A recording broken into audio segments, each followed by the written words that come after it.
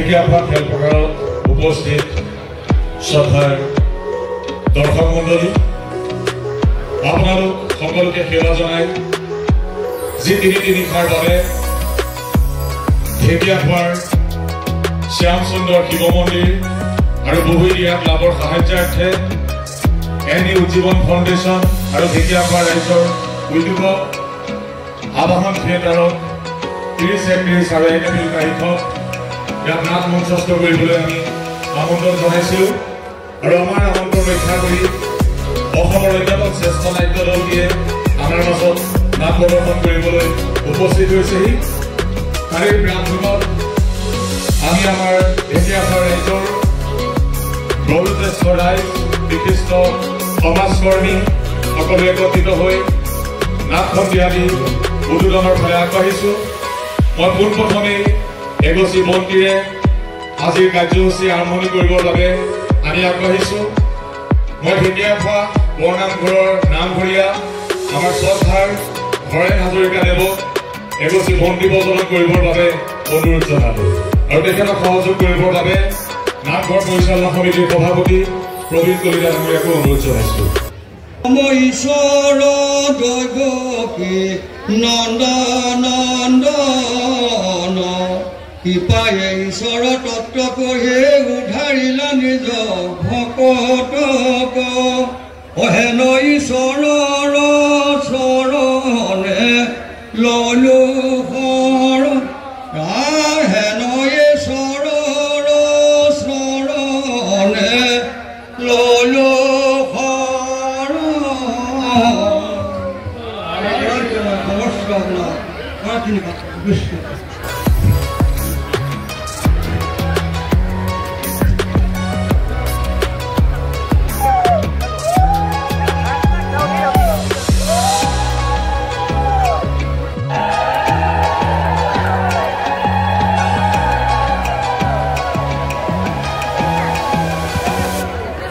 অনুৰোধ জনাইছোঁ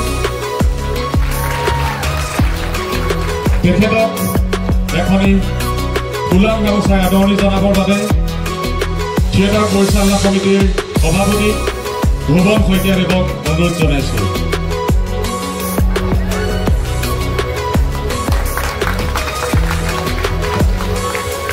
তেখেতৰ বাবে প্ৰস্তুত কৰা মই স্মাৰকটি পুনৰ পাঠ কৰি দিব বিচাৰিছোঁ। প্ৰস্তুতি সকলোকে পবিত্ৰ ঢেকিয়াখোৱা নামঘৰৰ প্ৰজনত জীৱনৰ সহযোগত আবাহন থিয়েটাৰ আপোনালোকৰ মাজলৈ 3টা নিশাৰ কাৰণে আহিছোঁ। 3খন সুন্দৰ নাটক লৈ আপোনালোকৰ মাজলৈ আহিছে আবাহন থিয়েটাৰ। মইনা কৌশলে আছে, কাইলৈ আছে মেডাম মেনকা, পৰহি লেডি মেকবেথ। বিশেষ দীঘলীয়া কথা কৈ আমনি নকৰোঁ, এটা দীঘলীয়া অনুষ্ঠান অপেক্ষাৰত হৈ আছে, তাৰপাছত এখন সুন্দৰ নাটকো আছে। মই মাত্ৰ এটা কথাই ক'ব বিচাৰিছোঁ যে দৰ্শকৰ উপস্থিতি হৈছে আমাৰ কাৰণে প্ৰতিগৰাকী শিল্পী কলা কৌশলীৰ কাৰণে মহৌষধ, আমাৰ কাৰণে অনুপ্ৰেৰণা। গতিকে 3টা নিশাত আপোনালোকৰ উপস্থিতি সবল হওক, নাটকসমূহ আপোনালোকে ভালদৰে উপভোগ কৰক আৰু আপোনালোকৰ সুস্থ সমালোচনাৰে আমাক উপকৃত কৰক। মই থিয়েটাৰ পৰিচালনা সমিতিৰ আটাইকে ধন্যবাদ জ্ঞাপন কৰিছোঁ। পবিত্ৰ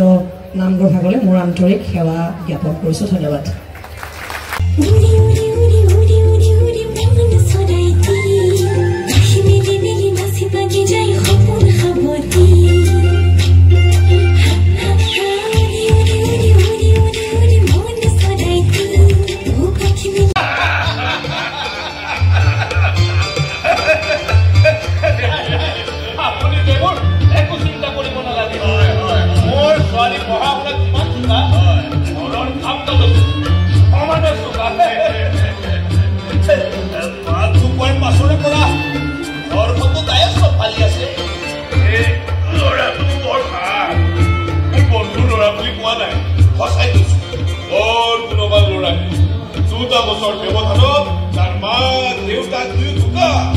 তথাপিও কিন্তু সি দিবতে নব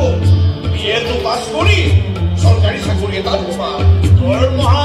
কিমান মান পাই বাৰু বৰ সাংঘাতিক একো নহয়। তথাপিও কাৰো ওচৰত হাত নপতাকৈ চলি মেলি খাই থাকিব পাৰিব। এই নিজৰে ঘৰ মাটি যেতিয়া তাতে একো চিন্তাই নাই, তাতে আকৌ গুৱাহাটীৰ মাজমজিয়াৰ ঘৰ মাটি সময় বঢ়াৰ লগে লগে সেইবোৰ আৰু কম দাম উঠিবনে? তেনেহলে আপুনি ৰৈ থাকিব নালাগে, আপুনি কথাখিনি আগবঢ়াওক। আমাৰ ছোৱালীজনীক চাই দিলে আৰু সকলোবোৰ ঠিকে থাকিলে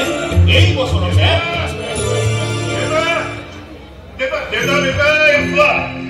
তোমাৰ ছোৱালীৰ ৰিজাল্ট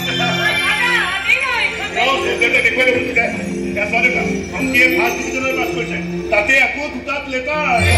সেইবোৰ হ'ব ন আগে গম পাইছো আপোনাৰ এই ছোৱালী পিছে মাজনী স্কুল কলেজৰ পৰীক্ষাৰ কথাটো বেলেগ ছোৱালী মানুহৰ আচল পৰীক্ষা আৰম্ভ হয় বিয়াৰ পাছতহে তাত ভাল ৰিজাল্ট কৰাটোহে আচল ৰিজাল্ট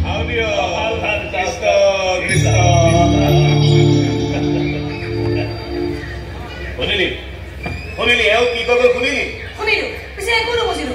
কোন আছিল এওঁ আৰু কাৰ বিয়া কথা কৈছো দাদা তই গুৱাহাটীত তোমাৰ ছোৱালী পচন্দ কৰা নাইতো যদি কৰিছো কৈ দে মই কি কেঞ্চেল কৰি থৈ আহোঁ গুৱাহাটীৰ ছোৱালী হেৰি এইবোৰ ঘৰত বোৱাৰী খাটিব নোৱাৰে তাতে দেউতাৰ যিহে কৰা এখেতে ককাইৰ কথা নহয় তোৰ বিয়াৰ কথাহে কৈ মোৰ বিয়া কি নাই নাই নাই দেউতা মই এতিয়া বিয়া চিয়া কৰিব নোখোজো দেউতা মই কিমান ভাল ৰিজাল্ট কৰিছো চোৱা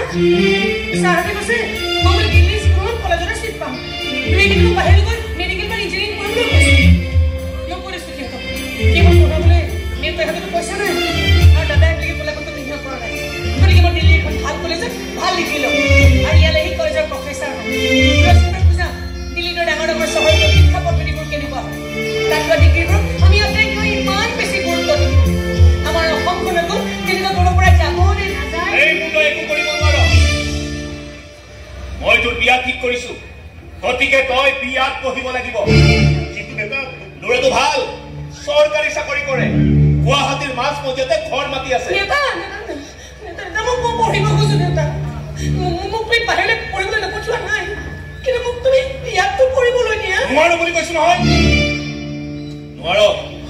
তাই ইমানটো ইচ্ছা কৰিছে যেতিয়া এই ইচ্ছামতে সকলোবোৰ কাম নহব নহয়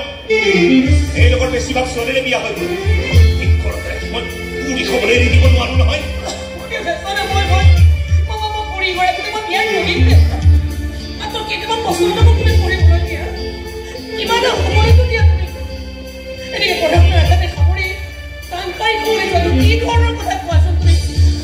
তই মোক ধৰণ কৰণ শিকাব নালাগে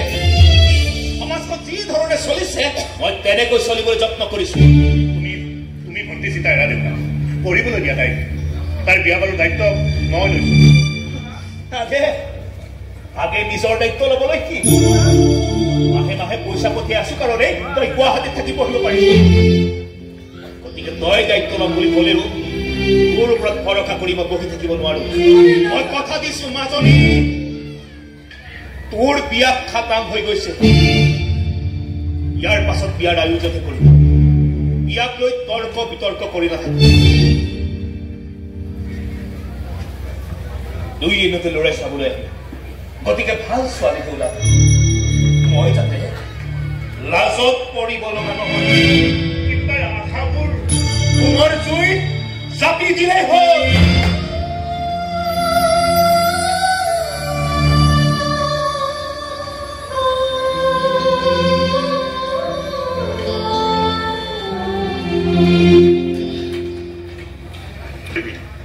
মই আছো নহয় মই কিবা এটা কৰিম তো একো কৰিব নালাগে দাদা তই বা মই কিবা কৰিবলৈ গ'লে দেউতাক ক্লাছ দিয়ে আৰু তেন্তে কি কৰিবি তই দেউতাই দেখোন কৈ থৈ গ'ল সকলো আশা সপোন নি হোমৰ জুইত জাপি দীঘল তাকেই কৰি লগৰবোৰে ঠিকেই কৈছিল বুজিছ দাদা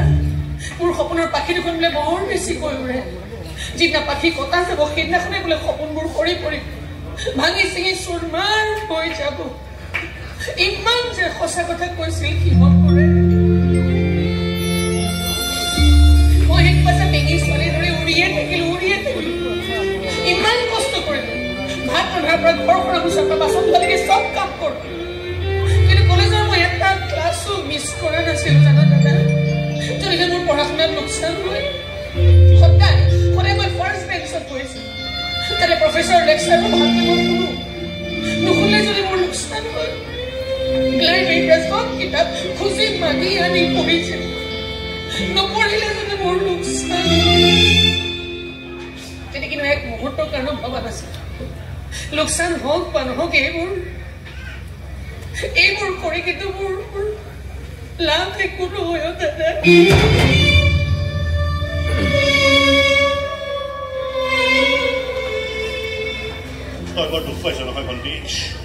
প্ৰয়োজনত কবিছো দাদা হোমৰ জুই কৰা যাতে অকণমান বেছিকৈ জ্বলায়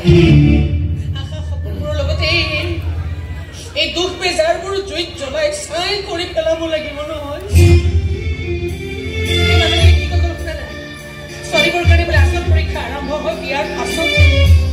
মনত দুখ বেজাৰ হৈ কোনো মানুহে কোনো পৰীক্ষাতে ভাল ৰিজাল্ট কৰিব নোৱাৰে পত্নী পৰীক্ষাত মাকৰ পৰীক্ষাত মই কমচে ছেকেণ্ড ডিভিজনত হ'লেওতো পাছ কৰিবলৈ লাগিব চকু পানীখিনি মচি ল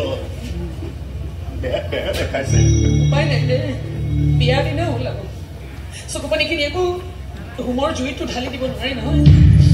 পানী পাই জুই পৰা নুমাই যাব পাৰে অমংগল হ'ব স্বামী গৃহলৈ এই চকু পানীখিনিকে লগত লৈ যাব দাদা বিয়াৰ পিছত দিবলগীয়া পৰীক্ষাত এইখিনিয়ে হ'ব এগৰাকী নাৰীৰ সৰ্বোৎকৃষ্ট ৰিজাল্ট